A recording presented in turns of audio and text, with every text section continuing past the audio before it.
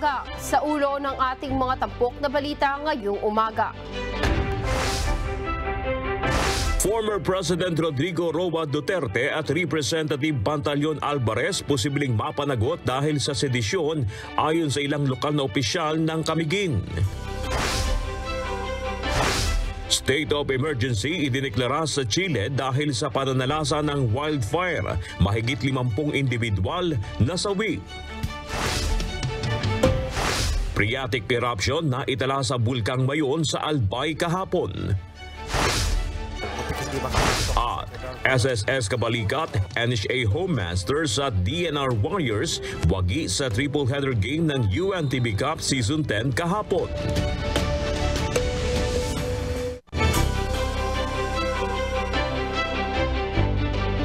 Ihahain sa Kamara ngayong araw ang isang resolusyong nagpapahayag ng suporta kay House Speaker Martin Romualdez. Samantala, naniniwala naman ang House of Representatives na tutuparin ni Senate President Juan Miguel Zubiri ang pangako nito kaugnay ng pag-aproba sa Resolution of both Houses No. 6.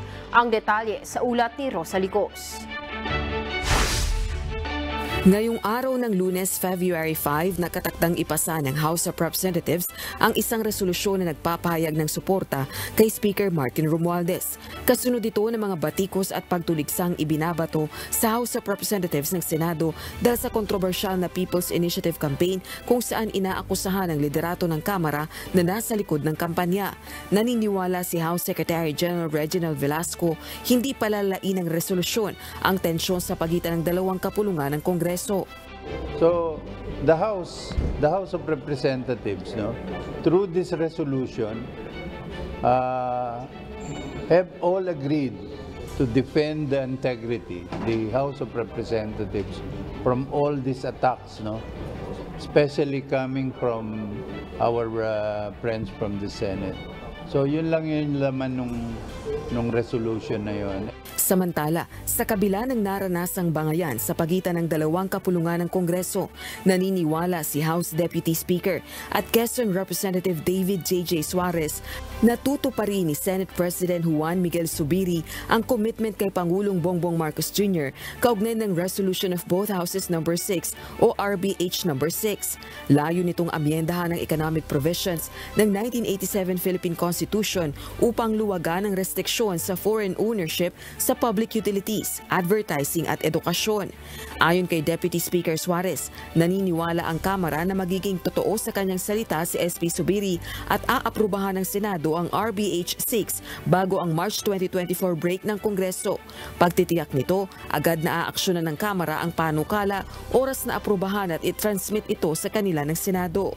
Sa gitna pa rin ito ng nagpapatuloy na investigasyon ng Senado sa kontrobersyal na People's Initiative Campaign. Rosa Licos, UNTV News and Rescue. Diyos ang aming sandigan, serbisyo publiko ang aming pinahahalagahan. Nakatakda ng dinggin ng Senado ngayong araw ang Resolution of both Houses No. 6 para sa proposed amendment sa economic provisions ng 1987 Constitution. Ayon kay Senator Juan Edgardo Sani Angara na mangunguna sa subcommittee na tatalakay dito, wala silang pag-uusapan tungkol sa political amendments.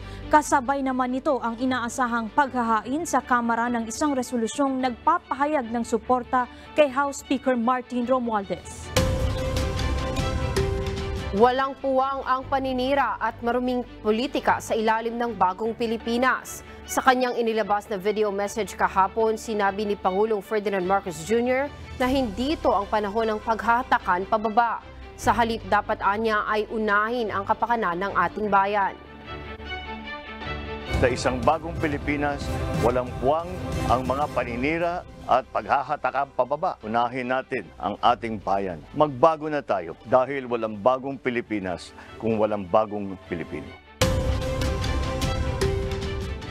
Nilinaw ni Davao City Mayor Sebastian Baste Duterte na kay Senator Amy Marcos lang siya humingi ng paumanhin at hindi kay Pangulong Ferdinand Marcos Jr. Ito ay kaugnay ng kanyang panawagan sa Pangulo na magbitiw na sa pwesto. Sa kanyang Facebook post, sinabi ng alkalde na naaawa lamang siya sa senador kaya siya humingi ng dispensa dito at hindi umano dahil sa mga nasabi niya laban sa kapatid nito. Nakabala ang gobernador at kongresista sa probinsya ng Camiguin na posibleng panagutin sina dating Pangulong Rodrigo Duterte at Davao del Norte 1st District Representative Pantaleon Alvarez dahil sa sedisyon. Bunsod umano ito ng pagsusulong ng dalawang ihiwalay ang Mindanao sa Pilipinas. Narito ang ulat ni Rosa Licos. Labag sa 1987 Constitution ang panukalang ihiwalay ang Mindanao sa Pilipinas. Kaya babala ni na Camiguin Governor Xavier Romualdo at ama nitong si Representative Jerdin Romualdo posibleng mapanagot sa batas bunsod ng sedisyon sina dating Pangulong Rodrigo Duterte at Davao del Norte 1st District Representative Pantaleon Alvarez. Panukala ng dating Presidenteng Duterte na ihiwalay na sa Pilipinas at gawing independent ang Mindanao. Giit nito dahil ito sa hindi pag-unlad ng Mindanao region sa matagal na panahon sa ilalim ng maraming pangulo. Samantalang si Congressman Alvarez na dating House Speaker ang unang nagtulak para sa paghihiwalay ng Mindanao sa Pilipinas. Sa pahayag ni Governor Romualdo, anuman ang dahilan ni dating Pangulong Duterte sa kanyang mungkahi, mapanganib niya ito at para lang sa pansariling interes. Nanawagan naman si Representative Romualdo sa kanyang mga kapwa kongresista na imbestigahan at kung mapatutunayan ng ebidensya ay simula ng pagpapatalsik sa Kamara ni Representative Alvarez dahil sa isinusulong nitong Mindanao Secession. Anya, nababahala ang mga mambabatas at ordinaryong Mindanaoan sa posibleng implikasyon ng separatist movement sa pagkakaisa at katatagan ng bansa. Rosa Licos, UNTV News and Rescue. Diyos ang aming sandigan, serbisyo publiko ang aming pinahahalagahan. Isusulong ngayong taon ng Marcos administration ang solar-powered irrigation program sa buong bansa upang maabot ang rice self-sufficiency. Sa ceremonial palay harvesting at distribution ng iba't ibang tulong sa Candaba, Pampanga nito lamang weekend, binigyang diin ng Pangulo ang halaga ng irigasyon sa pagpapataas ng produksyon at kita ng mga magsasaka. Ngayong taon, palalawakin din natin ang patubig para sa mga sakahan ng pamamagitan ng Philippine. Ito yung sinasabi ko, Philippine Solar Irrigation Project, na mga small-scale irrigation project upang mapataas ang produksyon at kita ng ating mga magsasaka. Ayon sa Pangulo, inaasahang dahil sa programa, makadadagdag ito ng ekta-ektaryang irrigable land.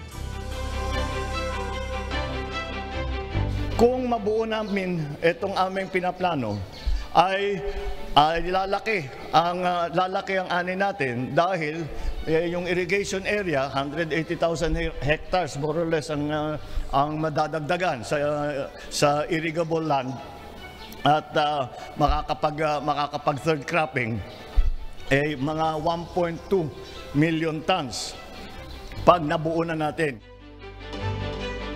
Ayon sa Presidential Communications Office, naglaan ang Department of Agriculture ng 17 billion pesos para sa solar irrigation project at 1.2 billion pesos naman para sa konstruksyon at pagsasaayos ng small-scale irrigation projects. Muling tiniyak ng Pangulo sa publiko na may nakahandang tulong ang gobyerno sa mga lugar na lubhang maaapektuhan ng El Nino. Tagumpay na napigilan ng Department of Information and Communications Technology ang umano'y cyber attack sa website ng Overseas Workers Welfare Administration o OWA. Ayon kay DICT Undersecretary for Cybersecurity Jeff E&D, mayroon silang na-monitor na tangkang pag-takedown sa OWA website, ngunit agad nila itong na-counterattack. Dagdag pa ni Dina Trace ng DICT ang command at control center ng cyber attackers na nag-ooperate umano sa China. Posibleng bumaba na ang presyo ng galunggong sa mga pamilihan sa mga susunod na linggo, ayon sa Bureau of Fisheries and Aquatic Resources o BIFAR. Narito ang report ni JP Nunez. Inaasahan na bababa na ang presyo ng galunggong sa mga susunod na linggo matapos i-lift ang 3 buwang close fishing season sa Palawan. Paliwanag ng Bureau of Fisheries and Aquatic Resources, kinailangan na magpatupad ng close fishing season para bigyang daang muli ang pagpaparami ng mga isda gaya ng galunggong. Bukas na po yung close fishing season natin, binuksan na po muli. yung fishing ground natin sa Palawan for galunggong fishing. At dahil bukas na muli ang mga fishing ground, inaasahan na darami na ulit ang supply ng galunggong sa mga pamilihan. Nangangahulugan ito na kapag mas marami na ang supply ay bababa na ang presyo nito. Inaasahan po natin na bababa na rin ang presyo ng mga ito dahil meron na po tayong karagdagang supply dahil nga po bukas na po itong major fishing ground natin for galunggong doon po sa northeastern Palawan. Dagdag ng BFAR, mayroon silang iba't ibang programang isinasagawa para mas maging stable pa ang supply ng isda sa mga pamilihan sa bansa. Kasama dito ang pagpapalawak ng mga marine culture park o mga palaisdaan para sa mas maraming supply ng isda. Mayroon ding programa sa mga munisipalidad kung saan binibigyan ng mas malalaking mga bangka ang mga mangingisda para makarami sila ng mahuhuli sa dagat. Nauna na ring sinabi ng BFAR na may planong mag-angkat ang gobyerno ng nasa 35,000 metric tons ng iba't ibang klase ng isda dahil sa paghinto ng fishing season. JP Nunez, UNTV, News and Rescue. Diyos ang aming sandigan, serbisyo publiko ang aming pinahahalagahan. Unti-unti nang bumababa ang presyo ng galunggong sa Malabon Central Market. Mula sa Malabon Market, narito ang update ni Hari Ilagan live.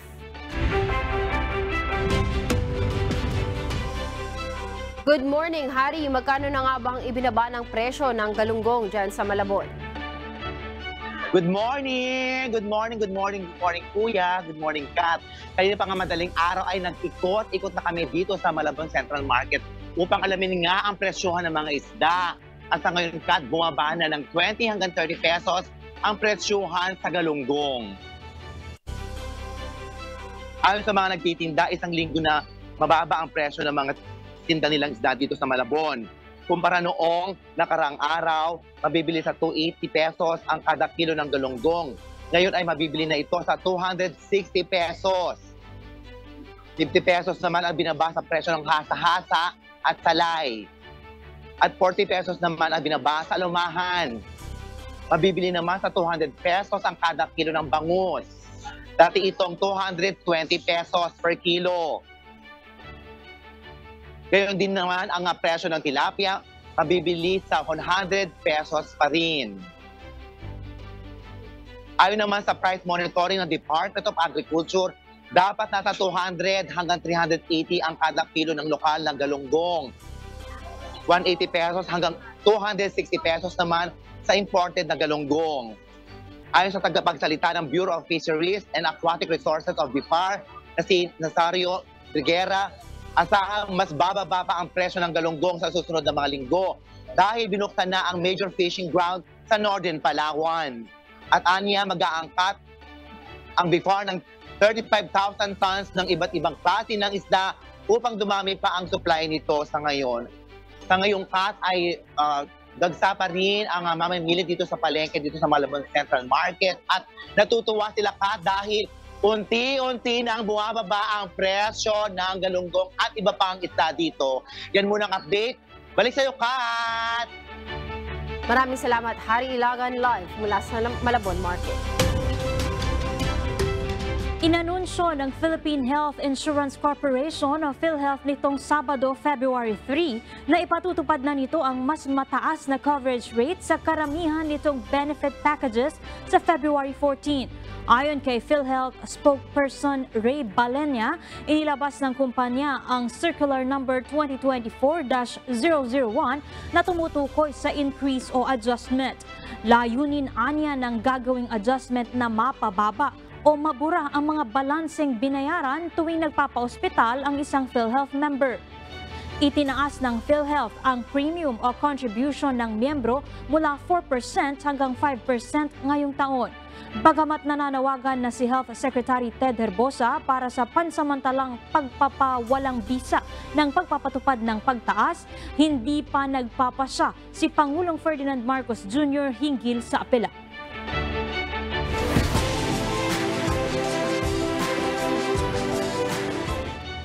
Nagwagi si US President Joe Biden sa Democratic primary ng South Carolina. Nakakuha ang incumbent American president ng napakalaking panalo laban sa mga katunggaling sina Marianne Williamson and Dean Phillips. Ito ang unang opisyal na Democratic primary bago ang halalan sa pampanguluhan ngayong taon. South Carolina, we did it again. You did it for me again. Thank you, thank you, thank you. 2020 and now again in 2024. Now let's go win the whole thing. Let's win it all. Nilinaw ng Canada Energy Regulator o CER na walang kinalaman ng environmental or safety concern sa kasalukuyang pagkaantala ng Trans Mountain Pipeline. Nakatutok naman sa aktibidad ng mga proyekto ang Inspection Officer at Indigenous Monitoring. Alamin natin ang detalye sa report ni Jeffrey Reyes, live.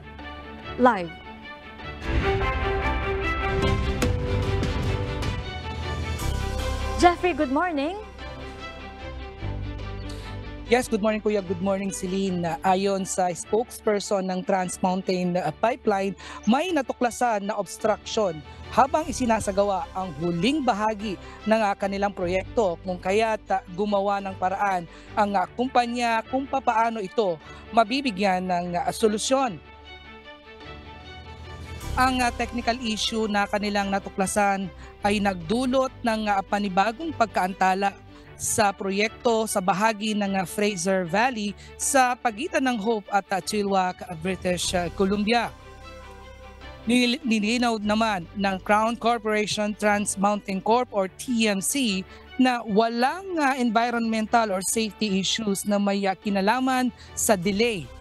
Ang kumpanya ay gumamit ng isang engineering technique na tinatawag na horizontal directional drilling, kung saan ang mga tubo ay maaaring ilagay sa ilalim ng anyong tubig o sa ecologically sensitive terrain at mabawasan ang maraming sagabal sa ibabaw.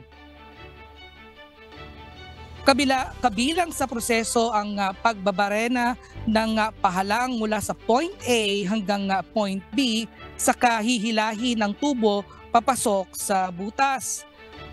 At sa hindi nga inaasahang pangyayari ay nagkaroon ng fracture sa pinagbutasan at sa bahagi ng bedrock at dito nagsimulang pumasok ang tubig.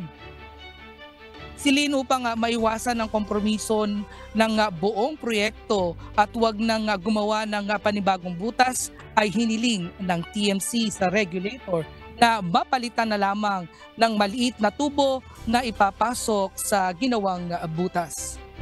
Balik sa iyo, Celine. Maraming salamat, Jeffrey Reyes, live mula sa Grand Prairie, Canada. Umabot na sa mahigit 50 individual ang nasawi sa pananalasa ng wildfire sa Chile. Samantala, nagdeklara na ng state of emergency sa dalawang lalawigan na lubhang naapektuhan ng nangyaring sunog. Narito ang report ni Axis Salem.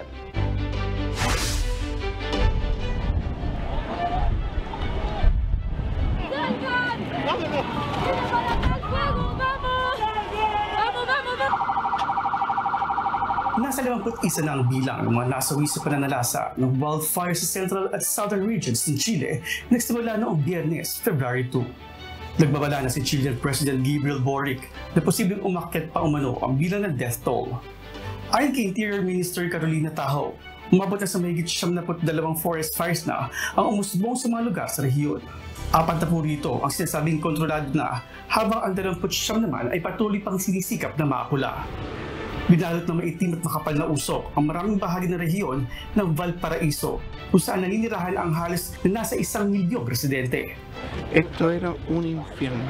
Explosiones, autos, traté de ayudar a la vecina de ahí a apagar el auto, no pude, ocupé las botellas de agua, mi casa se estaba empezando a quemar por atrás, logré apagarlo, de ahí fue como te digo, algo, no, el infierno yo creo que es poco. Fue aterrador, nunca en mi vida había vivido tanto miedo con una situación así. Mi ciudad está en llamas.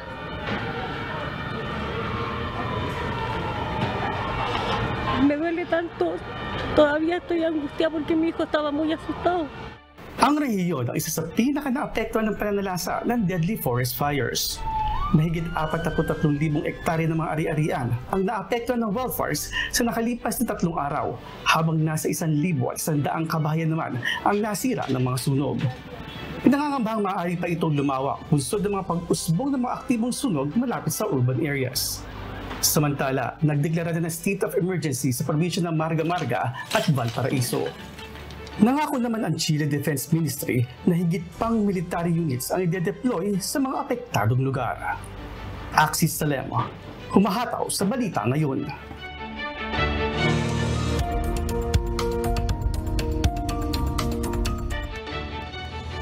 Sa atin namang weather update, patuloy na makakaapekto ang easterly sa silangang bahagi ng bansa.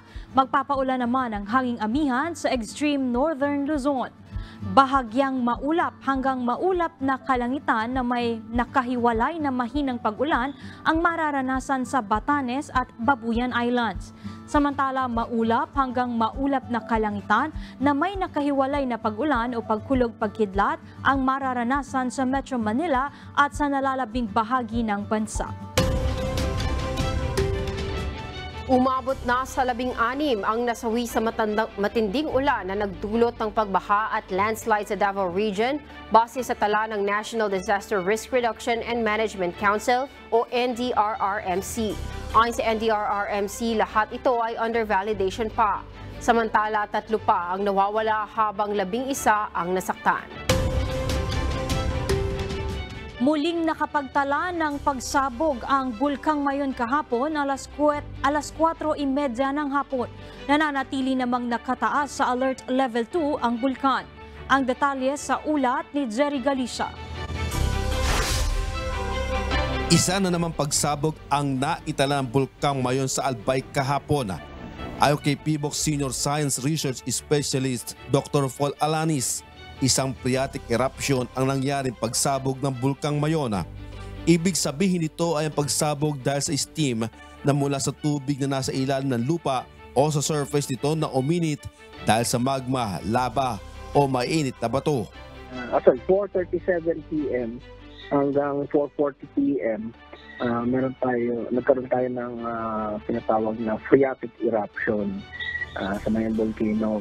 Umabot po na 1,200 meters yung taas ng eruption, yung ash column, at bago ito tinaboy ng papuntang southwest or Timog Kanluran. Ito papunta sa mga bayan ng Daraga, Tamalig at Ginubatan. Pero as of ngayon po na 7 o'clock, wala naman pong reports na may mga bumagsak na abo sa mga bayan na yun.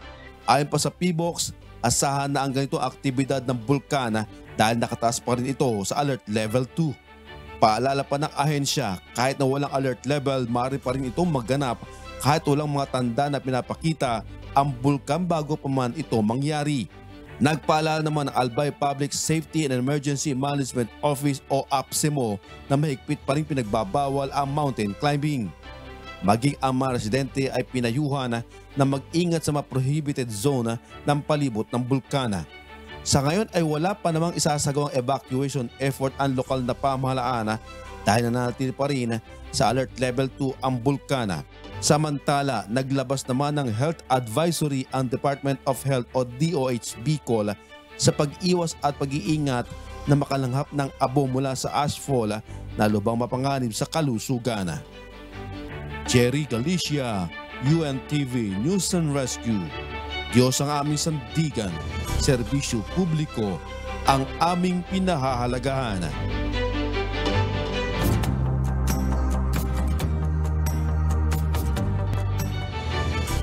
Mahigit 200,000 mga kasambahay sa Calabarzon ang inaasahang makikinabang sa taas sahod matapos maglabas ng wage order ng Regional Tripartite Wages and Productivity Board.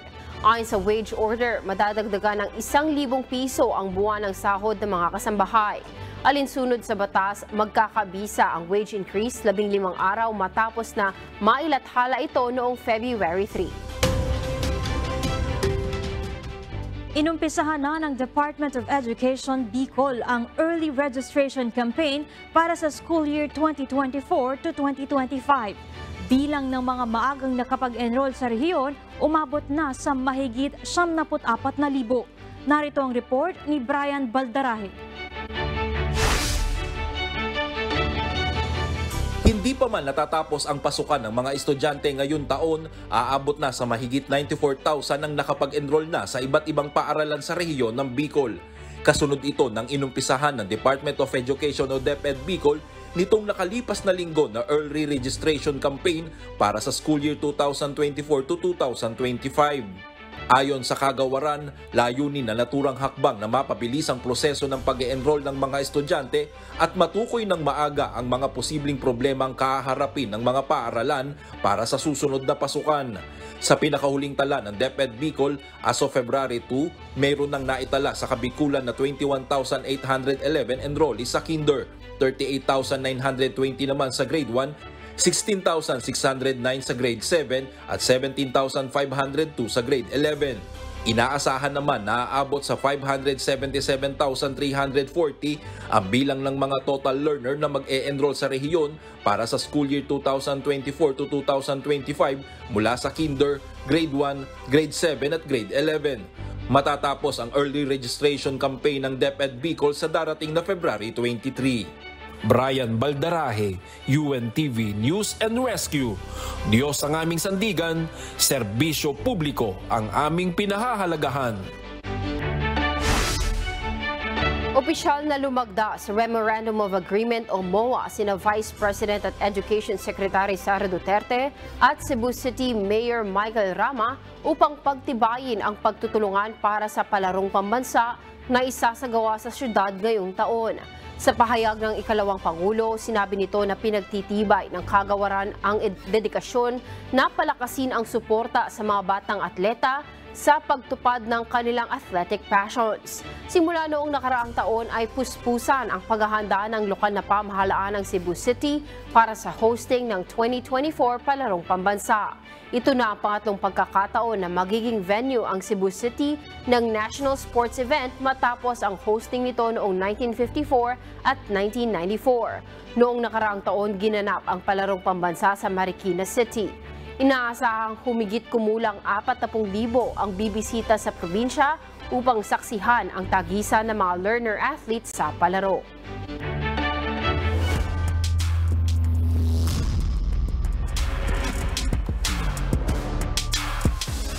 Sumandig ang DENR Warriors sa kanilang dalawang higante para talunin ang Malacanang Team o OPPMS Trailblazers sa kanilang sagupaan sa patapos ng second round eliminations ng UNTV Cup Season 10. Kinailangan naman ng NHA Home Masters ng overtime game para itumba ng PNP Responders, habang pinababa naman sa pwesto ng SSS Kabalikat ang AFP Cavaliers. Para sa detalye, narito ang report ni Bernard Dadis.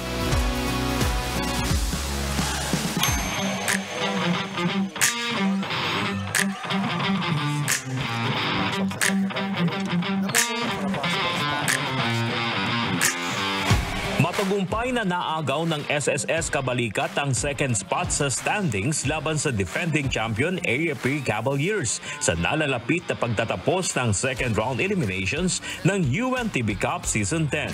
Mahalaga nang masungkit ang top 1 at 2 sa eliminations dahil ito ay otomatikong makakakuha ng semifinals ticket.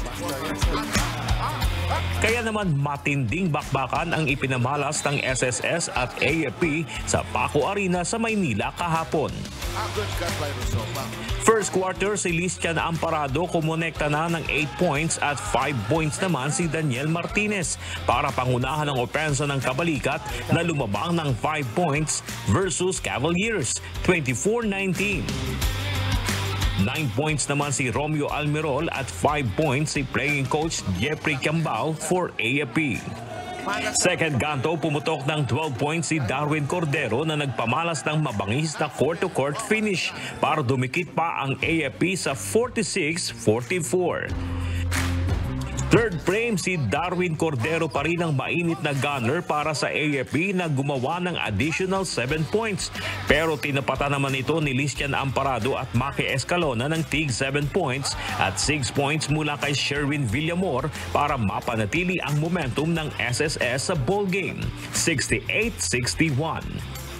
Fourth period, rumatrat pa ng dagdag 13 points si Darwin Cordero. Pero pumwelta naman ng tig 8 points si Listian Amparado at Carl Kiambao para itumpa ang Cavaliers sa final score na 95-91. Best player of the game si Carl Kiambao na may 17 points at 7 rebounds. Ito na ang ikalimang sunod na panalo ng SSS sa second round elimination at 6th straight win ngayong season. Well, actually, sinaga namin. Sinaga talaga ng coaching staff, especially sila Coach Bon, Coach D, na yung sistema talaga namin kasi na sobrang nagmamadali. Sabi ko nga sa kanila, let the system yung play mag-materialize para sa inyo. So, going back to practice tomorrow, ganun pa rin, may-mayin pa rin kasi may time na gusto nilang soloin Sino-shortcut Sabi ko wag shortcut. Saka yun lang yung puso ng mga SSS boys. Medyo gusto talaga manalo. Medyo hindi kami pinalad ngayong araw. Ang dami kasi namin lapses sa depensa. So hindi nagkakatugma yung namin, yung depensa namin. Pangit yung depensa, ang ganda ng opensa. Ang game plan lang naman namin dyan sa SSS, dumipensa kami talaga. Although ngayon, yung SSS, iba compare mo sa mga nakaraan season. Well prepared, bago well competitive ngayon yung team. So yun lang, ang lang namin, ang dami namin lapses sa depensa.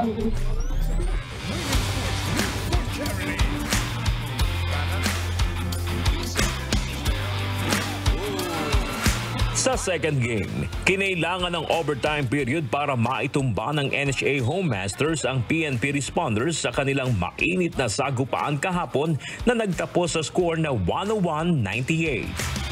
Ipinamalas ng PNP Responders ang kanilang determinasyon na manalo laban sa NHA hanggang sa tumunog ang buzzer. Subalit mas nanaigang tibayin ng Home Masters sa pangunguna ng big man na si Marvin Mercado na kumamada ng 26 points, 21 boards, 3 dimes at isang steal.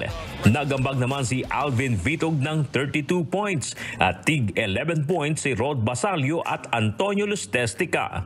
Tila nasayang naman ang 32 points ni Anton Tolentino para sa PNP, 17 points ni Rolly Serrano, 12 points ni Richard Villanueva at 11 points ni Gidi Aniban. Medyo wala sa focus ang easy basket ng ginagawa ng kalaban. So sabi ko nga sa kanila, hindi natin pwedeng mag-overconfidence dyan. Kailangan natin trabahuin yan. Luckily, trinabaho nila sa dulo. Hindi overtime, pero ang ina-expect ko, dikitan. Kaya simulat sa pool pa lang, sinabi ko sa kanila, kailangan nila magtrabaho para manalo. Hindi ibibigay ng PNP na ina-silver platter yan. Kailangan trabahuin nila yan. Game plan namin yung pakuha namin yung ball screen na namin pull up kasi hindi naman yung naging bentahe din namin kaya nakastay kami sa game outside shot namin dahil kung titingnan ang hirap dumihap kay Mercado, lalaki niyan ayun lang kami, outside shot. Well, yung defensive stop namin kaya kami nakarecover dun sa game. Tapos yung rebound, points of turnover nila, nakakuha kami ng advantage pero eventually, yung offensive rebound nila, doon kami nahihirapan talaga. Dahil sa panalo, umakyat sa 7-3 win-loss record ang NHA na nasa ika-4 na pwesto, habang nanganganib namang magpaalam na sa liga ang PNP na may 4-6 win-loss record at nasa ika-9 sa standings.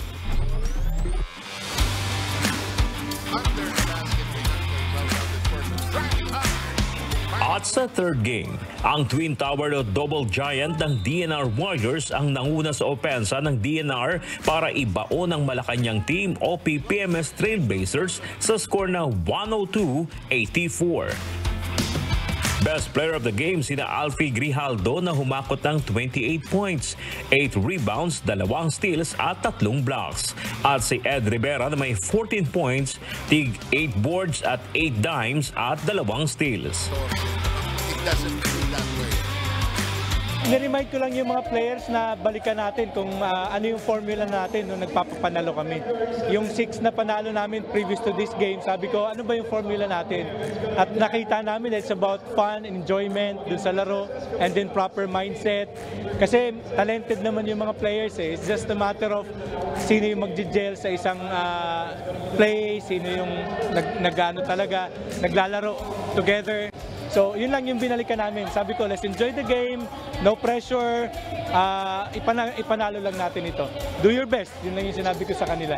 Enjoy lang namin yung game, tapos kung nanalo sana kami, baka may chance pa. Wala, talagang hindi kinaya. Nawala na naman, no? Kasi may mga trabaho nga yung karamihan. Nung first game namin ng 2014, mahaba yung ano namin, almost 2 weeks kaming bago magka-game. Naging problema, hindi kami nakapag-practice kahit isa. Tapos yung mga sumunod, puro halos lahat naging busy yung players.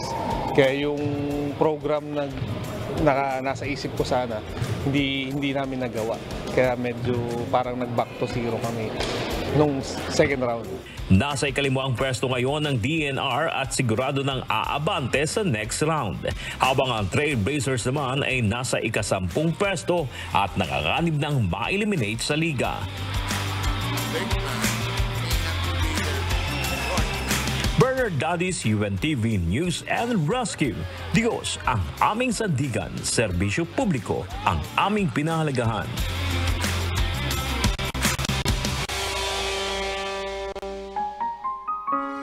At sa ating iiwang mga salita ng Diyos na ating sandigan, mula sa Book of John chapter 8 verse 12 na nagsasabi, Then spake Jesus again unto them, saying, I am the light of the world. He that followeth me shall not walk in darkness, but shall have the light of life. Muli ngang nagsalita sa kanila si Jesus na sinasabi, Ako ang ilaw ng sanglibutan. Ang sumusunod sa akin ay hindi lalakad sa kadiliman, kundi magkakaroon ng ilaw ng kabuhayan.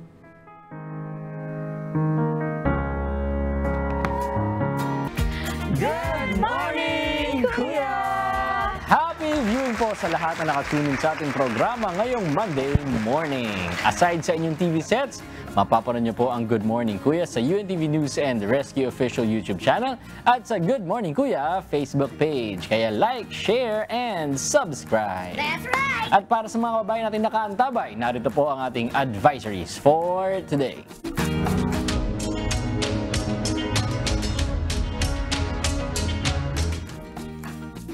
Oil price update muna tayo para sa mga sambahin nating motorista. Not so good news po dahil sa ikalimang sunod na linggo ay muli na namang tataas ang presyo ng mga produktong petrolyo. Sa pagtaya ng oil industry players, tataas ng 1 peso and 30 centavos to 1 peso and 50 centavos ang presyo ng kada litro ng diesel. Ang gasolina naman ay nasa madaragdagan ng 60 hanggang 80 sentimos bawat litro. Habang ang presyo naman ng kerosene ay tinatayang tataas ng 70 sentimos hanggang piso kada litro. No, ang taas. Parang pa-honor na naman yung presyo ng gasolina. Medyo parang nakaka-promo yung ganung mga presyo. Naalala ko noon, no? Mababa na yung 75. Talagang pasang-awa. Pasang-awa. 75. Huwag naman sana umabot ulit sa ganun kasi mahirapan na naman mga jeepney driver natin at pati yung mga pasaheros natin kasi tataas na naman yung pamasahe. 13 na nga yung pamasahe. Oo, ano? 13. Tapos baka maging 15 ang sakit. Saka lalo na niyan, hindi ako makakauwi ng Bulacan. Kasi ang taas ng gas. 4 pesos na yung tinaas. Minsan, yung isang oras na biyahe, lalo pag nag-traffic. Naku, sa bandang may kawain, ubos ang diesel. True. Pero matipid pa nga partida ang diesel kumpara mo sa gasolina. Matipid pa siya, pero makikita mo na lang. Mga 3 araw kang umuwi ng Bulacan, no? Ang bilis. Pero pag mga ganyang pagtaas, at least hindi piso, yung mga ganun iniisip ko, at least hindi dos. Kasi dati naalala ko nung pandemic, di ba? Sobrang tataas naman na umaabot ng nag-90, di ba? Nag-90 plus. After pandemic. After pandemic. Pero sana wag tuloy-tuloy no kasi apektado pa masahe, di ba? Mga produkto natin magtataasan, yung mga shipping fee na yan, tataas.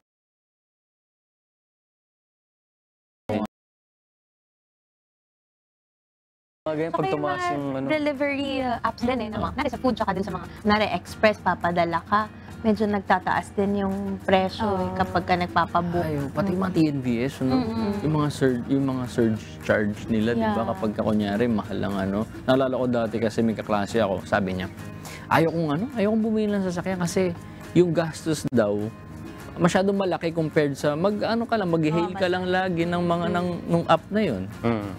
After ilang years, bumili na siya ng sasakyan niya. The same din. Oo, kasi nga, minsan, ang sobrang hassle sila kumuha ng walang kumukuha ng nagbubuk sa kanila. Minsan, sobrang mahal. Correct. So ngayon, na-compute niya na mas convenient talaga, tsaka mas mura kung magsasakyan ka. Hindi naman siya kumuha ng sasakyan para siya na yung mag-TNTS. Hindi naman. Kaso, kasama sa sakyan, kailangan niya drive. Ayaw mag-drive. Prinsesa yun. Pero, siya, passenger princess. Oo. Pero kaya nga, di ba, during pandemic or after ng pandemic, di ba, halos lahat talaga naghanap ng alternative ways for transportation. Yun nga, pinopromote yung pagbabike, at saka yung mga electronic vehicles na, yun nga, exempted pa sa coding, no? Baka naman, makaano tayo. Sana naman. Kung wala talagang pamasahe, abang po kayo ng mga libreng sakay. Ano po ng ating MCG ay libreng sakay. Pero good news naman po mula sa pamahalaang lungsod ng Makati. Ilulunsad na po ang Makatizen Wellness Package para sa mga 20 years old pataas. Sa ilalim ng programang ito, pwedeng makatanggap ng libreng executive check-up ang mga eligible Makatizen sa mga barangay health center sa lungsod. Bukod po sa mga regular na laboratory at diagnostic test, kasama rin sa wellness package ang colonoscopy, endoscopy, ECG, 2D echocardiogram, prostate ultrasound para sa kalalakihan, pelvic at breast ultrasound para naman sa mga kababaihan. Para mag-qualify sa executive check-up, dapat ay mayroong yellow card. Ang edad ay 20 taong gulang pataas, may mga naitalang health records sa health center mula noong year 2023 at walang iniinom na gamot sa pangmatagalang kondisyon. Para sa iba pang karagdagang detalye tungkol sa wellness package, pumunta lamang sa pinakamalapit na barangay health center sa inyong lugar.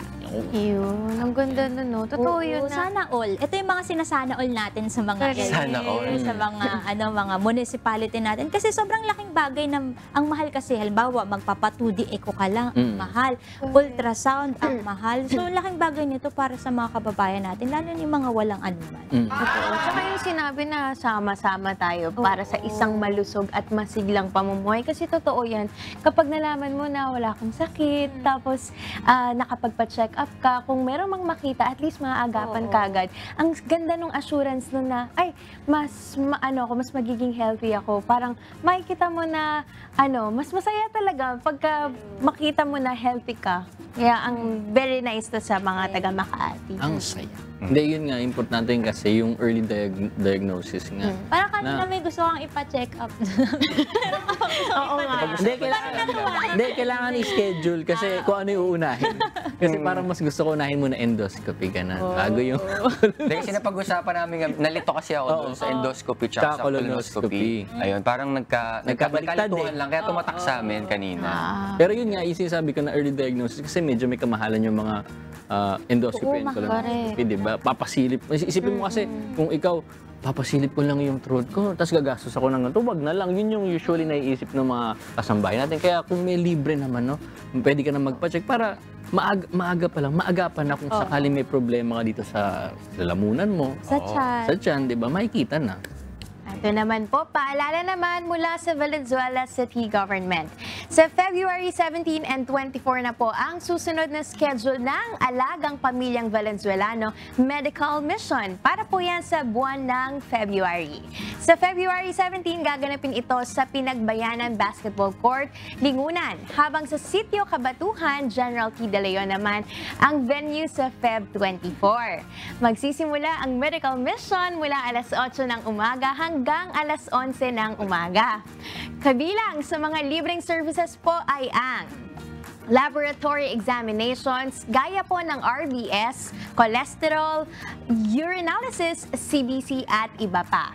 Nakapaloob naman po sa Sagip Tanaw Project ang eye check-up, free reading glasses para po sa 36 years old pataas at meron din pong cataract screening para naman po sa 50 years old pataas. Kabilang naman po sa dental services ang dental check-up, tooth extraction, fluoride gel application at fluoride varnish application. At meron din pong family planning services at PhilHealth services na maaari pong i-avail ng mga Valenzuelano. Paalala lamang po sa mga pupunta sa medical mission na hanggat maaari po ay magsuot ng face mask upang maprotektahan ang sarili laban po sa mga nakahahawang sakit. Sa mga magpapalaboratory naman po, hindi na po kailangan ng fasting. Pero hinihikayat po ang mga pasyente na magdala ng referral slip mula sa inyong doktor. At para po sa iba pang information, bisitahin lamang po ang official page ng lungsod na Valenzuela City Gov. Ayan, ang ganda ng medical mission talaga. No? Kasi tayo na-experience natin to every Friday sa Marikina City kasi meron pong MCGI clinic tayo na libre din po ang atin pong mga services doon. Kaya napakaganda ng ginawa rin ng Valenzuela para sa kanilang mga tao doon, mga Valenzuelano. Kasi ang mahal talaga ng mga check-up, tapos yung mga laboratory na binanggit dito, yung mga services na ito. Tsaka malaking kaalawanan to sa mga mamamayan nila. At tsaka yung dental, yung mga binanggit natin na services, sobrang halaga din nun, lalo yung tooth extraction. Kasi may kita natin na dami-dami talagang pumipila dito sa mga ganitong services. Bunot pa lang Hirap tiisin naman kasi nun, parang yung mga ganong sakit yung parang hindi mo kaya ipagpaliban kasi parang 24/7 siyang masakit, hindi siya nawawala. Apektado talaga yung buong, parang ayaw mo nang gumala kung pwede nga lang iplais mo na lang yung mag-isa, di ba? Pero hindi pwede, baka lalo pang magkasakit. May mga ganyan nga kakilala, parang 2 years niya itong tinitiis kasi wala siyang pampacheck up, wala silang pampagamot. Kaya umaasa lang din sila sa mga ganun, mga free dental services. Kasi yung nangyari sa kanya parang yung nagbanggaan yung ngipin niya. Tapos yun, parang tinis niya for 2 years kasi wala nga pampacheck. Kaya ang ganda naman yung mga ganito tayong mga free services. Punta na po kayo dyan, mga kasama. Alala ko din nung nag-MCJ clinic na may isang tayong resource person, may doktor tayo, si Doc Moffett, nabanggit niya tungkol dun sa may fluoride varnish. Ngayon ko lang din narinig yun na meron na palang gano'n na parang kino-coat yung ngipin. May sealant. Oo, parang gano'n. Kino-coat niya. Pero hindi naman siya permanent. Ano lang siya, good for 3 or 6 months. Pero maganda, for that duration, protected yung ngipin natin. Kaya yung iba hindi na mangingilo, gano'n, tsaka hindi prone sa cavities. Oo. Tsaka yung yung prevention talaga yung pinakamainam dito talaga. Di ba nga laging sinasabi sa atin ng mga dentist doctors natin na pinakamainam talaga na mapangalagaan yung ngipin kung pwede na hindi bunutin. Huwag nating bunutin kasi in the long run, tayo din magsasuffer. Pagka binunot mo yung lahat, wala ka naman pampustiso, di ba? Ang hirap, di ba? Hindi nga dental health man, oral health man. Oo. Pero ito naman, from Valenzuela, lipat naman tayo sa Taguig City. Ayan, para po sa mga Taguigenyo na wala pang birth certificate. Good news po dahil may alok na free birth registration ng pamahalaang panglungsod. Nakaschedule po ito this coming February 17 and 18. Both Saturdays mula po yan alas 9 ng umaga hanggang alas 4 ng hapon. Sa Feb 17 naman po, gaganapin ito sa North Daang Hari Barangay Hall habang sa Feb 24 naman po ay sa South Signal Barangay Hall. Makikita po ang lahat ng requirements para sa birth registration sa official Facebook page na CCR Taguig. Kung may iba pang katanungan, maaari po kayong makipag-ugnayan sa tanggapan ng Taguig City Civil Registry na matatagpuan sa ground floor ng City Hall Annex Building, General Luna Street, Tuktukan, Taguig City. O kaya naman po ay tumawag sa numerong 8628-2808. Ayan o, para sa mga taga-Taguig. Kasi importante yan, yung birth certificate. Naalala ko dati nung magka-college ako, isa sa mga requirements yan, yung kailangan may birth certificate ka. Kasi yung nalala ko yung huli pang copy ng birth certificate ko is yung pinanganak pa ako. Nung 1970, puti pa yun, puti pa. Tapos nung nagpa-renew ako nung college, ano na siya, dilaw na. Pero ngayon, dilaw na siya. Tapos ngayon, easy access na lang kasi may mga pwede na siyang i-deliver door-to-door yung mga birth certificate. Pwede ka nang mag-enroll online. Tsaka kasi di ba ang birth certificate ginagamit din yan sa mga health services, di ba? Sa mga government IDs. Tapos naalala ko yung mga property na, kunyari may bibili kang property requirement yan. Tsaka ano yan primary proof of identity mo bilang Pilipino. Kahit wala kang ID. Ikaw ba talaga? Oo, kung wala kang ID, yung mga alternative. Kasi dati naalala ko, bago ka magkaroon ng government ID, kailangan ng isa pang ID, di ba? Valid ID. Kaya yun yung parang pinaka-primary mo is yung birth certificate. Siguro naman lahat Isa pa lang, meron ka ng ID, di ba? Birth na registered talaga. I-register mo na yung baby mo. Hindi yung baby kasi grabe naman. Tsaka sa mga marriage certificate, lahat na importante. Tsaka kailangan alam mo rin yung tunay na pangalan ng mapapangasawa. Uy, may ganun case? Hindi niya alam.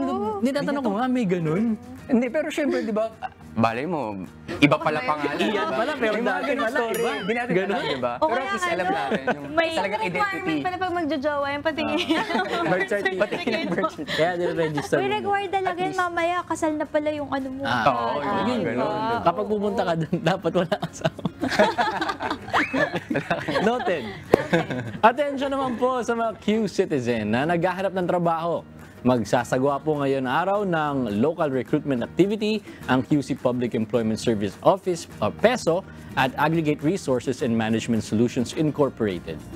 10 po each ang vacant positions for carpenter, labor and mason, isang HR supervisor, HR assistant, accounting assistant, 2 HR coordinator, at isang liaison officer, messenger, utility, at isa rin pong painter.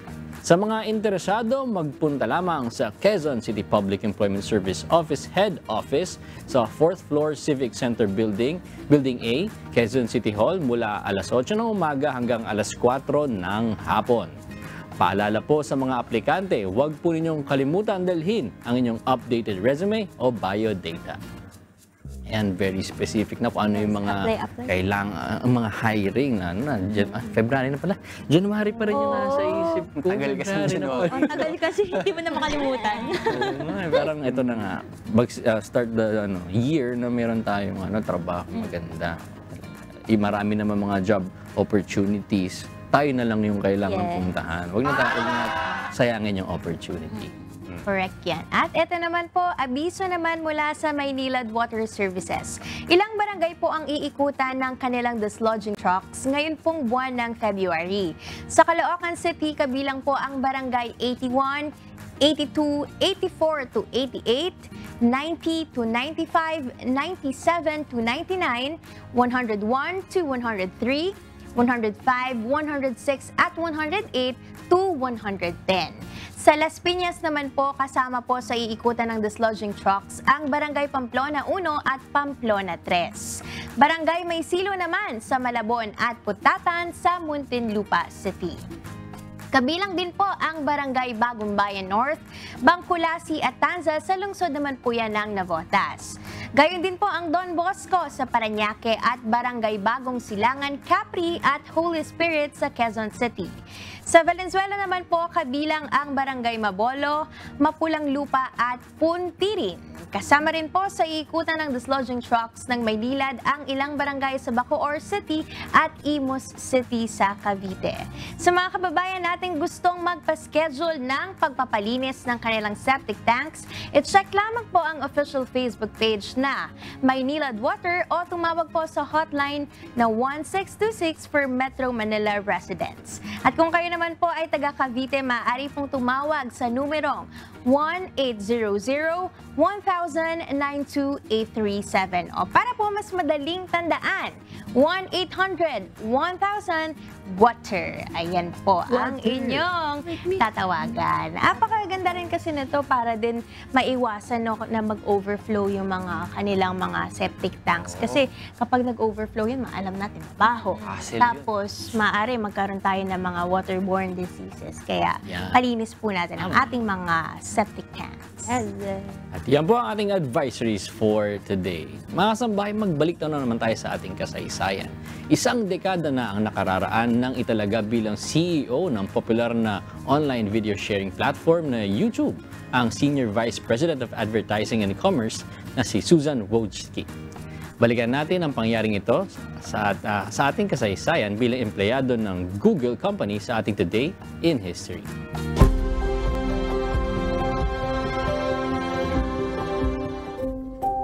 February 5, 2014, sa araw na ito na italaga bilang bagong Chief Executive Officer o CEO ng YouTube ang Senior Vice President of Advertising and Commerce ng Google na si Susan Wojcicki.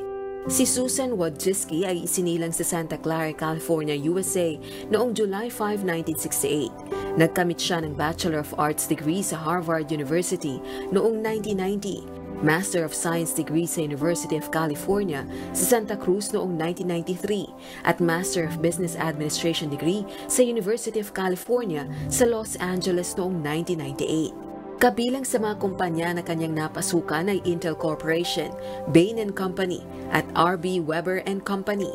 Nang magbalik siya sa Silicon Valley noong 1998 ay pinarentahan niya sa bagong tatag na Google Incorporated ang garahe ng kanyang bahay sa Menlo Park na nagsilbing unang headquarters office ng kumpanya. Taong 1999 ay nagsimula siyang magtrabaho sa Google bilang ika-16 na empleyado at nagsilbing unang marketing executive nito.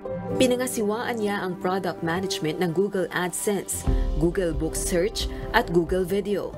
Noong 2006 ay isinulong niya na ma-acquire ng Google Company ang online video sharing platform na YouTube sa halagang $1.65 billion.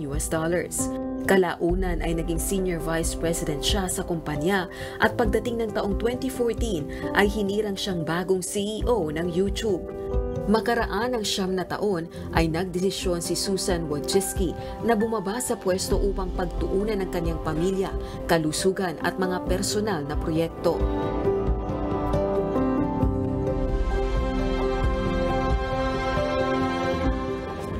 Wojcicki. Maganda kasi yung ano niya, isa sa mga ina-attribute sa kanya bakit naging successful yung run niya. Kasi yung leadership style niya. Isa yun sa mga iniisip ko na importante nga talaga. Kasi ako feeling ko, ang hirap talaga maging leader. Lalo sa ganong karaming mga empleyado.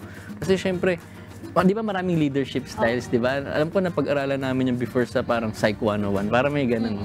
Wala kayong course na ganun sa... Nakalimutan ko na, pero may Psych 101. Usually may ganun, di ba, yung leadership styles. Na pag iniisip mo, ang hirap maging leader kasi yung responsibility. Bawat isa, kailangan ma-lead mo isang grupo, hindi dahil sa takot, hindi dahil sa ano pa man, di ba? Para mas maganda yung takbo ng kumpanya. Isa sa mga focus niya, tatlo pala yung focus niya sa leadership style niya. I-focus on innovation, integrity, and inclusivity. Tama ba? Inclusivity. Na, ito yung tatlong virtues na lagi niya in-incorporate sa leadership niya. Gusto niya, syempre, gusto niya mag-innovate. Gusto niya i-innovate yung kumpanya. Tulad na sa YouTube, nakita natin yung improvement ng YouTube throughout the years. Diba? Naalala niyo yung umpisa pa lang. Naalala niyo ba yung unang beses niyo nag-YouTube? Naalala niyo pa? Yung unang YouTube video na napanood. Siguro pa ng internet nun. Mabagal pa yung internet. Ang tagal. Buffer pa. Oo, naalala ko. Pero kung ikukumpara mo siya, diba, sa YouTube ngayon, dati kasi ang cater ng YouTube talaga is more on yung mga desktop users, yung mga PC users. Ngayon ang innovation na nakita niya is more for the following year, sabi niya, magta-transition na talaga ngayon sa mobile. So kailangan mag-adjust tayo, mag-innovate tayo ng mga paraan para mailapit natin yung YouTube, lalo na sa mga mobile users. Kasi yung mga tao lumilipat na sa mobile, which is evident ngayon talaga, di ba? Mas marami ng, ako tingin ko, mas marami talagang nagko-consume ng YouTube through mobile means, gadgets or phones, ganyan. Isa yun sa mga in-innovate niya.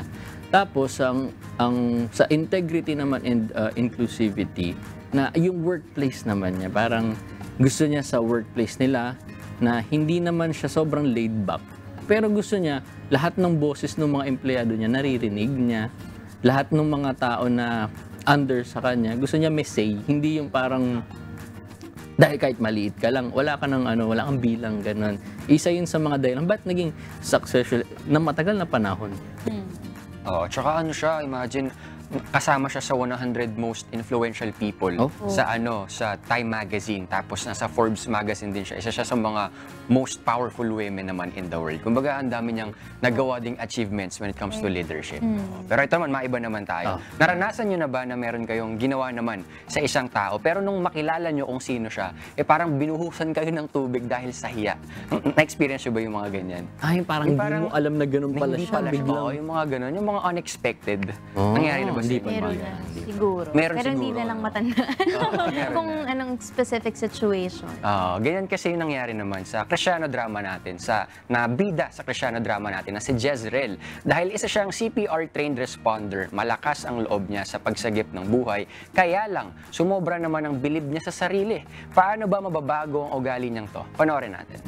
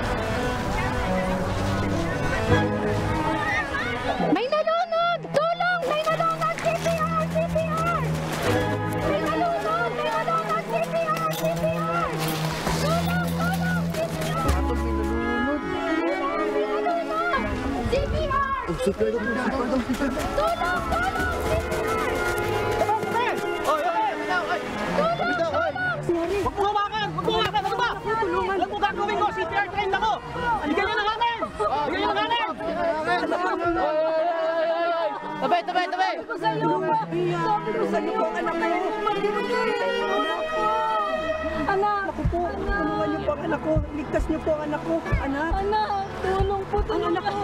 Ang anak ko. Tulungan niyo po ang anak ko. Parang awan niyo na po. Ligtas niyo po ang anak ko. Anak. Anak.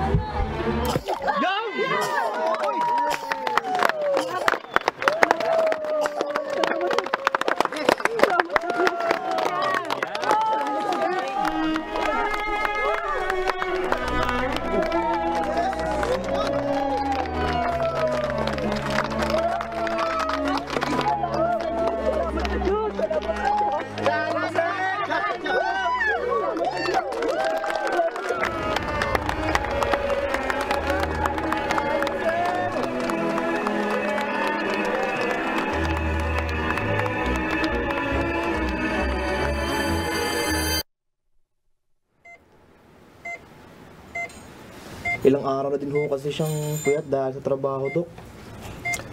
Oo, kaya pala. Tapos kanina pa po siya inom ng energy drink. Saka galing pa po kami ng hiking kanina umaga. Kamusta na po ba siya? Sa ngayon ay maganda naman ang naging resulta ng kanyang pagtitest. Kaya lang medyo mababa ang kanyang blood pressure niya. Kaya siya nagbuwal ng mga oras na yon. So, kailangan lang niya siguro magpahinga ng konti para nang sa gayon na makarecover siya. So, pagkatapos doon ay pwede na siguro kayo makauwi. Antayin nyo lang siyang makita nyo maganda ang pakiramdam niya. Sakto, gising na pa to si Jezreel, oh. Musta, Tol? Kamusta, Tol? Gusto mo energy drink? Oy, teka. Gising na siya. Kunin ko lang yung kotse. Oh, sige. Una ka muna.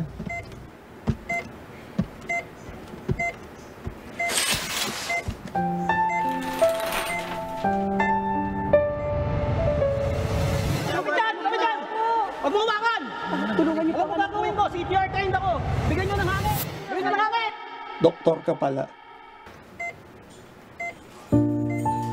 Hindi ko naman kailangan ng karangalan o pakilala ang sarili ko sa iyo. Mahalaga sa akin ay makatulong sa nangangailangan sa bawat pagkakataon na meron tayong magagawa.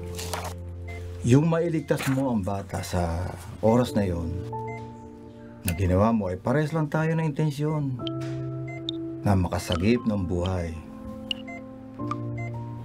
Sapat na yon na maganap natin ang ating mga tungkulin. Alam mo, pinangarap ko ang profesyon na ito dahil gusto kong makatulong sa mga nangangailangan.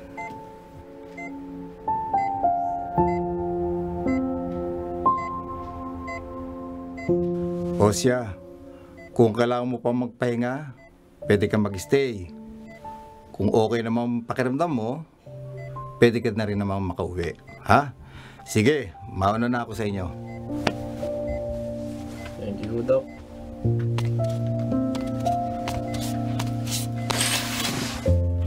Barb ka, tol. Doktor pala yun. Di ba yun yung hinawi mo sa daan? Talaga to. Ne, sige. Ganito na lang. Iyayain na lang natin siya sa susunod na outing natin para makabawi tayo. Pwede rin. Oh, tara na. Yan tayo. Tara. Uwi na tayo.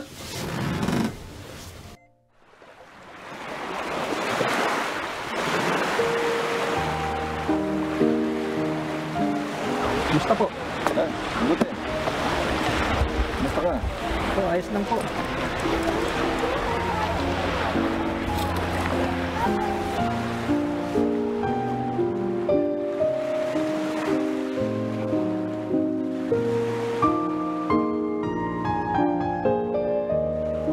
Gayon din naman, kayong mga kabataan ay magsisuko sa matatanda. Oo, kayong lahat ay mangagbigkis ng kapakumbabaan, na kayo-kayo'y maglingkuran, sapagkat ang Diyos ay sumasalangsang sa mga palalo, datapwat nagbibigay ng biyaya sa mga mapagpakumbaba. Kaya't kayo'y mangagpakababa sa ilalim ng makapangyarihang kamay ng Diyos, upang kayo kanyang itaas sa kapanahunan. Unang Pedro 5:5 hanggang 6. Pagka dumarating ang kapalaluan, ay dumarating nga ang kahihiyan, ngunit nasa mababa ang karunungan. Kawikaan 11:2.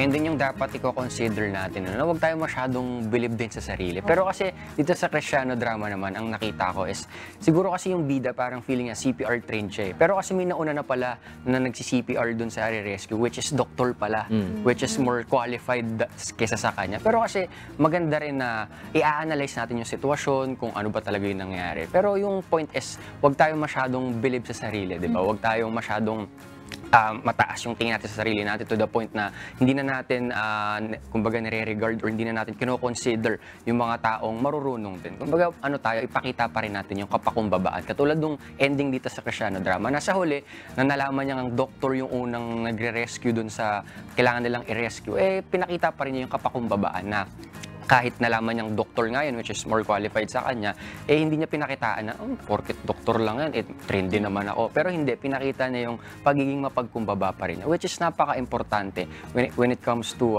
building a community, di ba? Building a community. Tsaka yung pakikipagkapwa-tao natin, napaka-importante na humble tayo kasi doon nabubuo yung connection natin. Kaya magandang i-practice siya everyday, yung pagiging mapagkumbaba, di ba? Humility.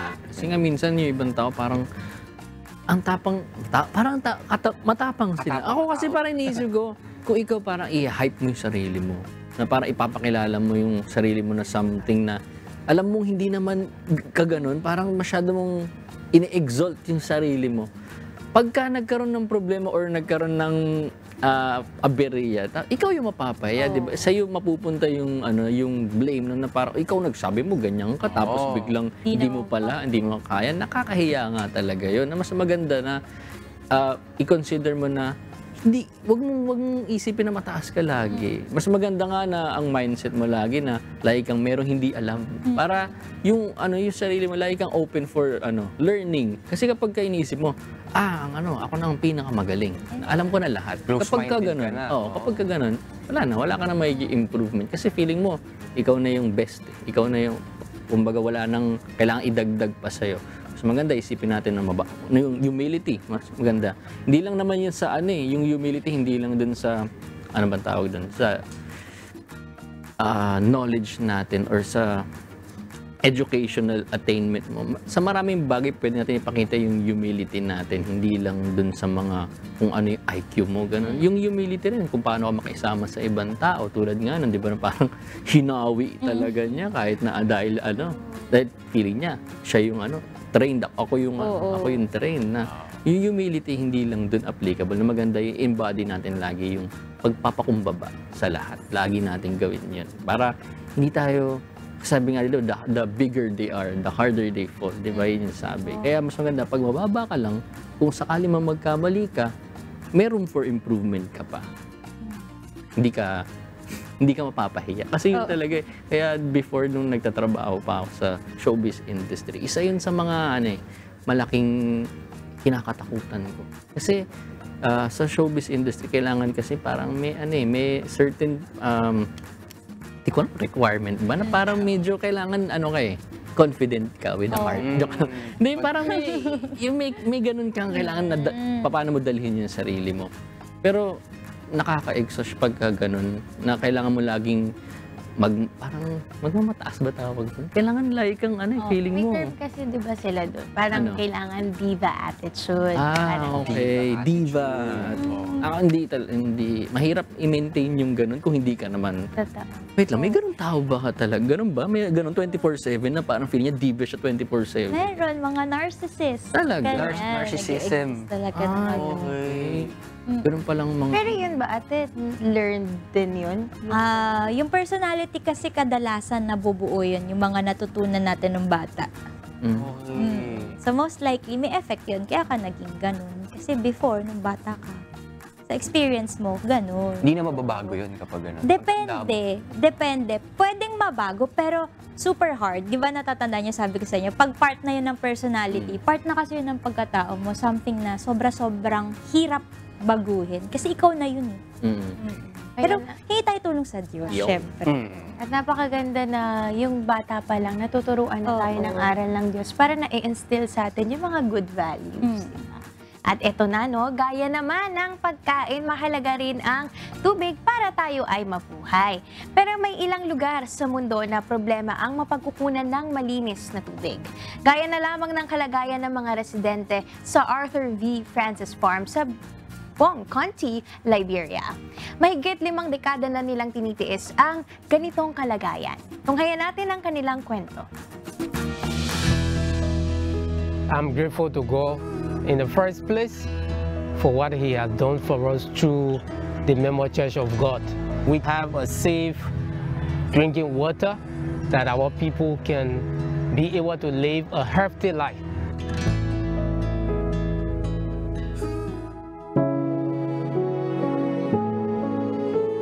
Ang tubig ay isa sa mga mahalagang pangangailangan ng tao upang mabuhay.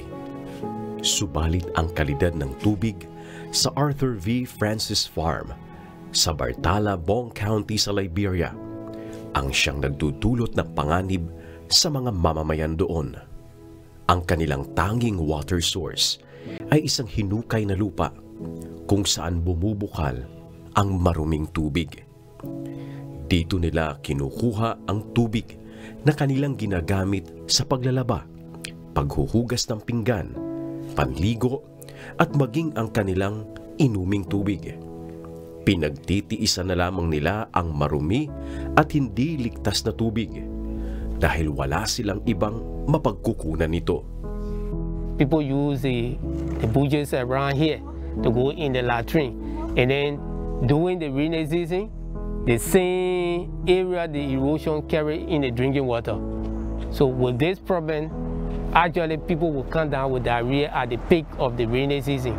Sometimes the children have itch on their skin, and because of the water condition.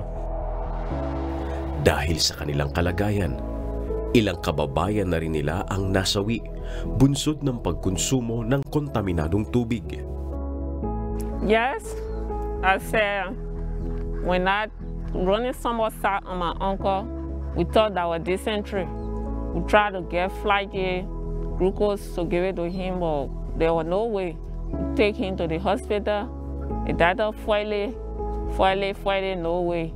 So he left inside, he died. My auntie too died in the same problem. Some people, children left inside. At the beginning of this year, I lost my bigger sister that I'm just next to because of the similar problem, the weather condition. She was attacked with diarrhea, and then in the process, midnight before we could get her to the hospital, she's died. Matapos mabalitaan na nakapagtayo ang MCGI ng isang poso sa kalapit na lugar, ay dumulog din sa samahan ang youth chairman ng Bartala para maging benepisyaryo rin ang kanilang dako ng MCGI Free Potable Water Project.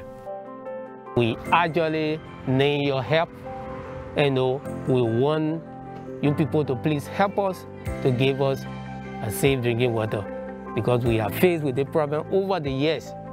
Since 1960, they started establishing this place. We don't have safe drinking water here, no latrine.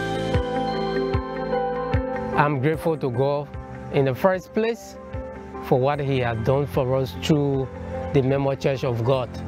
That today, in the history of Arthur B. Francis Farm, that we can have a safe drinking water, that our people can be able to live a healthy life, because water is life.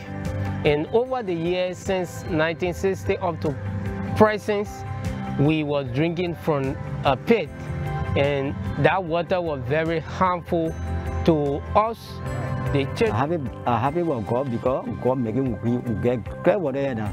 Good water to drink. You have a sort of a water here. We sort of a water toilet, bathroom. My children abuse the can't say that war. Is your horse? One thing that we have a safe drinking water. We rejoice and glad in it, because the thing God do for us. We telling Him thank you, because He is great to do great things for us. We've been crying. God help us to get safe drinking water.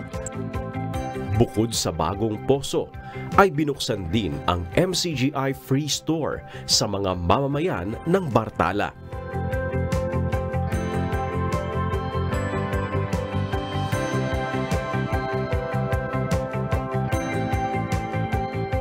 Idinaan naman nila sa masayang sayawan at awitan ang kanilang labis na kagalakan at pagpapasalamat.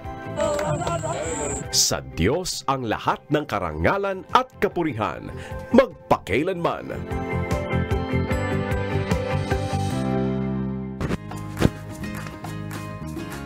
Maraming salamat sa Diyos. Laging sarap makita ng mga yung pag-ibig na nagmamanifest sa gawa.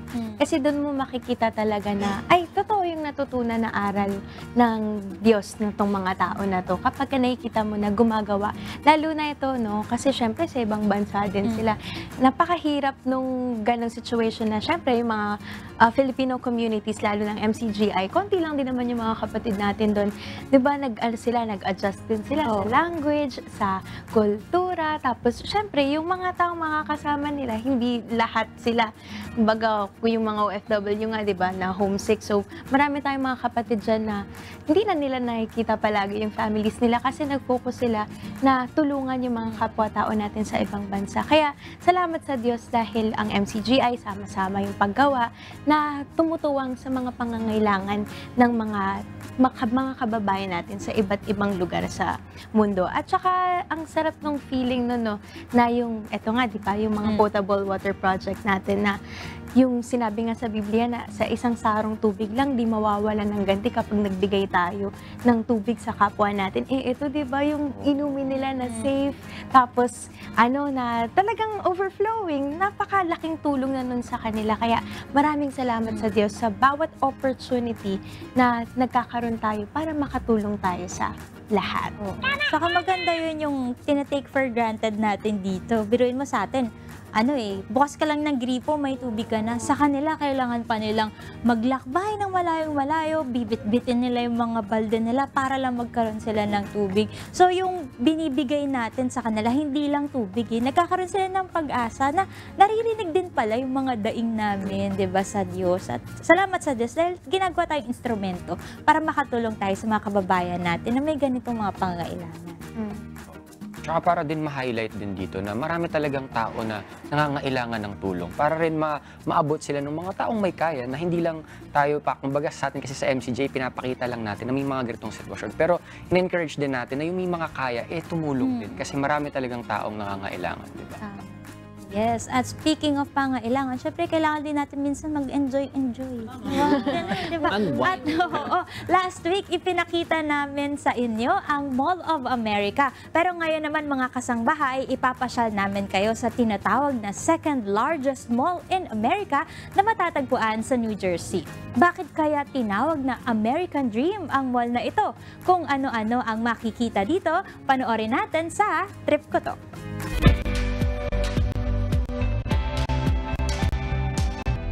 Hi mga kasambahay, I'm Patrick Fernandez at ngayon, bibisitahin natin ang second largest mall in America, ang American Dream.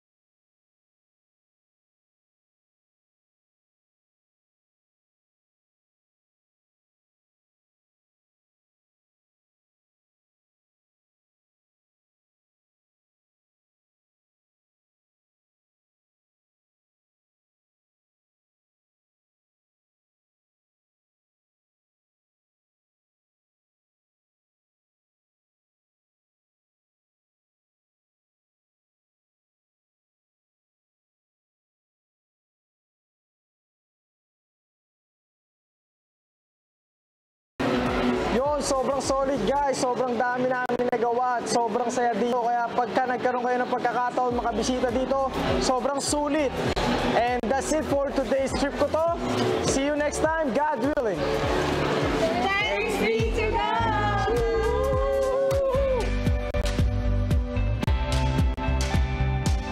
Wow! Yeah. Parang theme park nga yung itsura na itong mall dito. No? O may mga ganyan din naman dito sa Pilipinas, pero maliliit lang. Yung sinasabi mo ba na parang... Nandun pa ba yun? Wala na. Wala na, di ba? Yung Childhood natin yun, no? Ngayon nasa na siya, Mall of Asia na. Sa seaside. Nilipat yung mga rides doon. Yung merong ano? Yung mga rides sa seaside ngayon, galing yun sa atin, sa South Mall. Sa atin talaga. Sa South galing. Taga-village talaga kayo. Dati kasi nakikigilage ako. Sa gilid. Village. Yan, sige na nga, greetings na tayo. Ngayon naman, we would like to thank Lendason Gas Corporation, your partner for all industrial and special gases needs. Their other products include regulators, welding and cutting outfit, centralized supply manifold system, and pipeline installation. For inquiries, please contact them at 8824-0867 and 8824-9360. Yes. And of course, Dr. Joseph Lee would like to thank Genesis Organic Spirulina. Para laging malusog, masigla at malakas ang buong family, mag-Genesis Organic Spirulina. Ang Genesis Organic Spirulina ay isang uri ng superfood na siksik sa protina, vitamins at antioxidants na kailangan ng ating katawan. Ito ay 100% organic and natural at walang malansang amoy kaya sigurado kang high quality. Siguraduhin may complete nutrition kaya everyday with a trusted superfood, Genesis Organic Spirulina. For increase in orders, contact 0977-688-5730. Also available online and selected Mercury Drug outlets. And we would also like to thank Pag-ibig Fund. Mas malaki ang contribution, mas malaki ang ipon. I'm getting the Pag-ibig I deserve. Pag-ibig regular savings, top up na! And we would like to thank Clary's Flower Shop. Surprisingly beautiful. For your flower needs and requirements, order at Clary's Flower Shop through their Facebook page or at 0917-867-7477. Clary's Flower Shop is located at 0461 Sampaguita Street, Barangay Biclatan, General Trias, City, Cavite. At binabati ko lang po ng happy Sabbath anniversary sina Ate Sabrina Alejandro, Brad Ryan Alejandro, Sis Angel Riona Alejandro, at sina Brad Steven and Seth Gorat. And also, happy Sabbath anniversary to! Yan, very good. At belated happy 14th birthday kay Ashley Nicole Sarsagat noong January 30. Sila yung nakatabi ko nung Wish Music Awards. Ayan, hello po sa inyo. At good morning din sa GNK Babies, kina Gab, kina Danmar, Kiel, Shaina, at kay Hana. At hello din kay Sis Maricor Saleta. Good morning also to Kuya Chito and kay Nino. We would also like to thank Adlaon Optical. Visit their branches in Baliwag, Bulacan at Super 8 Warehouse and beside Kong Pancho. They also have a branch at Aliw Complex, Calvario, May, Kawayan City. You may also reach them at 0922-878-5911. Binabati ko din po ng good morning si Sis Mitch Viray, Enrico Viray and family at kay Nane at Tatay Rading na hinahanap si Tini dahil wala daw si Tini. Ayan, may exam po si Tini. At good morning din po syempre sa ating Hydrogen Department kay Brad Orly, Sis Babyland Cruzada, Brad Jomar, Brad Aldrin, Brad Avel, Brad Mark, Brad Angel, Sis Beth, Sis Karkar, Sis Inay, Sis Nina, Sis Jackie, Sis Tess, Sis Jingjing, and kay Mamsi. Good morning din syempre sa aking nanay at kay Mamsi at happy Sabbath anniversary sa aking Ate Van Mendoza. Wow! Happy Sabbath! Maraming salamat po ulit sa lahat ng mga nanood sa atin simula kaina sa ating Rise and Shine segment with Kuya Daniel. Bukas magkita-kita tayo muli, God willing, dito lamang sa Good Morning